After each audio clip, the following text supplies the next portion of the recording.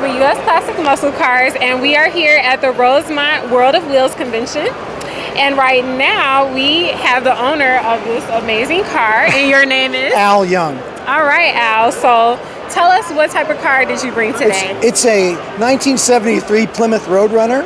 Okay. And what I prepared it for driving. It's never been on a trailer, and it was driven here from Seattle. Wow. Via Houston, Texas. We went to Houston, Texas first, and then drove it up here to Chicago. Oh, but this is kind of the smallest of all the road trips we've done. We've done 3 road trips through Europe and 3 road trips across the United States. Oh, that's amazing. Where are you originally from? Seattle. Seattle, okay. Yeah. Oh, cool. Really cool. The special things about this car that are really cool is to build a car that won't break down, because you could be in Serbia or Bulgaria and you can't get parts. So the car has to be durable. So I made everything redundant. So the ignition system is redundant. There's 2 of them. I just hit a switch if I want to go to the other one. Oh, okay. Yeah. So in the electrical system, I have 2 electrical systems, oh, okay. 2 fuel systems, and 2 ways to cool the motor. Oh, that's great. So that's great. There's a lot of stuff on here, a lot of forethought in making a car that will not break down if you're in a foreign country 8,000 miles from home. Oh, that's great. So altogether, how long did it take you to do all the restoration to this car? 3 years. About 3 years? That's not bad. It really isn't. That's not bad at all. It was 3 years of thrashing. I bought the car for $500, and I overpaid for it. So you can tell how it was just hammered. Wow. This car was hammered. So you put a lot of work into it. Yes, I did. Wow, that's amazing. So how long have you had it? 10 years. 10 years? Yeah, okay. 3 years in making and 7 years of driving. Oh, wow. Yeah. Okay, awesome. Can I invite you inside? Of course, of course. One of the first things we had to do was make the seats comfortable enough for long distance driving. Oh, definitely. Yeah, so these are out of a Chrysler Crossfire. Okay. My wife said she'd go with me on all these trips if it was comfortable. So you need to get in there and have a seat. Oh, well, thank you. Yeah. See how comfortable it is. Yes, Wow. Oh, wow, this is very comfortable. What do you think? Yeah, I love it. Really comfortable. And you have to beat the horn. Okay. I love that. That is so cool. Yeah. Yeah, I could see myself being, you know, in this for a while, you know, driving cross country. It's just like, it's so comfortable, and you feel so like nice and enclosed, wrapped in it, you know. So it's like a movie. Right. I don't want to get out now. All right. Wow, thank you. So, you're welcome. Yeah, so tell us a little bit about the paint job. I see it's a matte black color. Yes, and ironically enough, you see the booth right next door to us? Eastwood, that's where I bought the paint. Oh, they're an online company. They send a catalog out every 2 months, and I bought the paint from them. And it's 2 gallons of matte black paint. Oh, and, it's all in the prep. It's very hard to shoot it, because if you don't shoot it wet, you know, if it dries too fast, it'll tiger strike and look awful. Right, you know, right. But this is 7 years old. 7 years old, I know, and you haven't touched it up since. No. Wow. I have not touched it. So that means they did an excellent job with the paint. That's great. Yeah, so you want to tell us a little bit about your history as a driver? Yes. In the 70s and 80s, I participated in NHRA and AHRA racing quite heavily. 90s, you know, I started to fade off, and by the time year 2000, I retired. Oh, okay. But I won the World Championship in the American Hot Rod Association 1981. That's awesome. Numerous division titles for NHRA from the 1980s, 1970s to 1980s. Wow, look at that. That's awesome. Thank you very much. So has this car won some awards? Not really. It just wins long distance awards, not competition. You know, it's hard to compete against me when I'm driving. Take the car so far. Yeah, oh yeah, you definitely have won that award for sure. That's really cool. So you want to tell us a little bit about the wheels? Yeah, what I did was I staggered them. They're 18 inches in the back, 17 in the front, like a Corvette. Oh, okay. You know? And I like the way they handle. Okay. And they're low profile. What really caught me about this car is it's the fuselage style of the Roadrunner. It's not a squared off style. It's very aerodynamic. It wasn't. A lot of people, didn't really look at this car very carefully during when people started to restore cars. Right. But when I had the '70 Challenger, which is everybody loves and everybody recognizes, I always liked this car.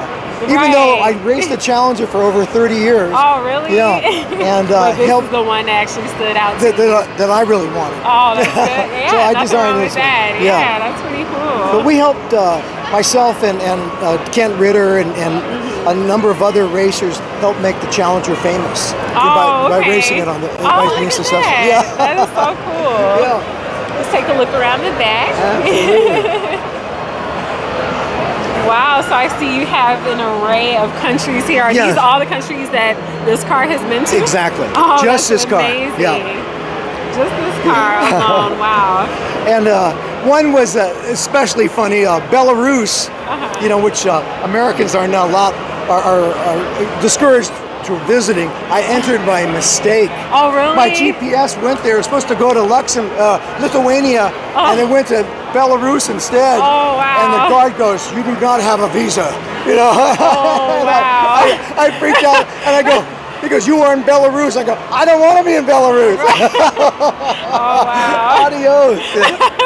Wow. Yeah. But that's so cool that you've been to all these countries. That's amazing. Thank you. Just in this car alone, Yes. Yeah. That's really nice. So out of all the places you've visited, what has been your favorite? Ireland. Ireland, okay. I love Ireland, It is way cool. Ireland and Spain and, it's hard to put a favorite on it. Istanbul, Turkey was wonderful. Yeah, just driving through it. No, driving through it is not that much fun, but being there is fun. Oh, okay. It's a lot. People drive with their own rules. Oh, yeah. They just go anywhere they want to. So I just go everywhere I want to. So there you go. You just have to adopt the attitude. Right, definitely. Yeah. Wow. So let's talk about, I know we didn't get into too much detail about the engine. Oh, yeah.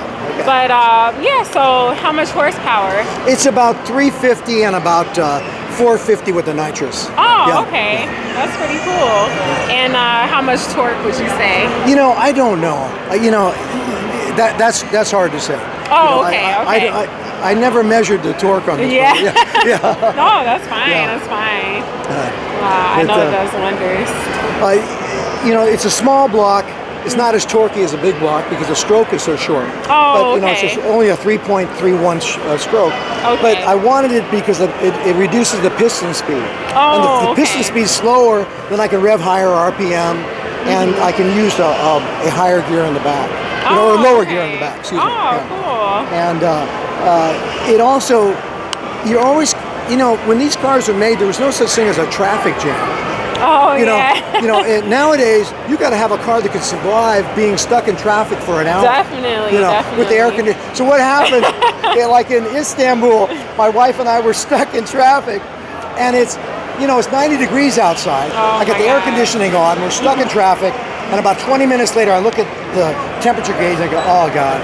I tell my wife, I'm sorry, I got to turn off the air conditioning. You can turn it off, roll down the windows, we're sweating, and then 10 minutes later I go, I got bad news. We got to turn on the heater, to get a little bit more cooling. Oh, wow. So then after that, I had to run out and open the hood a little bit. We survived though. Oh, that's good. But a big block would have died. I'm sorry. Yeah. It would not have made it. Right. So it was smart.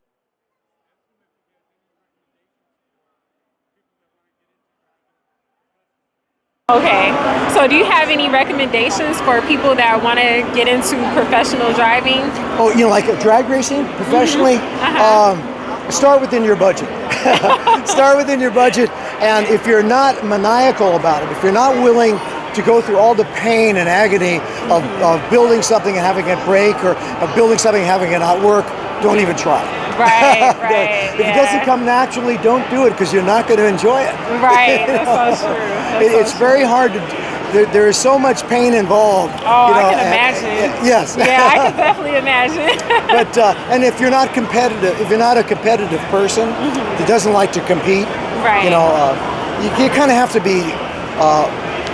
It's not the best, for friendships. Right. But you got to be highly competitive. Yeah, I can definitely see that. Yeah, because you want to be the one to win. That's right. That's awesome. Wow. Yeah. So did you want to share anything else with us about if you're going to ever drive a car long distances, the first thing you basically need is a car that won't overheat. Right, right. And you have to have a cruise control. You have to have AC. Okay. And you have to have big mirrors. These mirrors come off a Dodge Challenger. Oh, okay. A new Dodge Challenger. Oh, wow. Yeah. Okay. You should have. If you get too fancy, you might be in some trouble. Yeah, I can see that. If you get something that can't be fixed if it can't be fixed in Serbia, you better not put it in your car. Right, right. Yeah, especially if you want to drive, internationally. Yes. Cross country. Yeah, so I can see that. And drive a car that you could fix. Right. If you don't know how to fix it, it gets kind of scary. Right. Yeah. Yeah, that's so true. I can fix everything on this car. Oh, that's great. Yeah. That's great. So altogether, how many miles do you have on this? Of my own miles that I've actually driven is 52,000. Oh, okay. The car itself, the chassis has 200,000. Oh, wow. Yeah, miles on it. As I said, I bought it for $500. Oh, that's and I overpaid. Oh, you overpaid? Wow. So look at it now, Thank you. It's come a long way. Yeah. That's awesome. Well, thank you so much for sharing and letting us do this interview with you. Very nice. Thank you very much. No problem. And you can check this video out and the rest of the videos out on the YouTube channel, US Classic Muscle Cars. No way. That's great. I will do that. Okay. Thank you so much. Thank you very much. Thank you.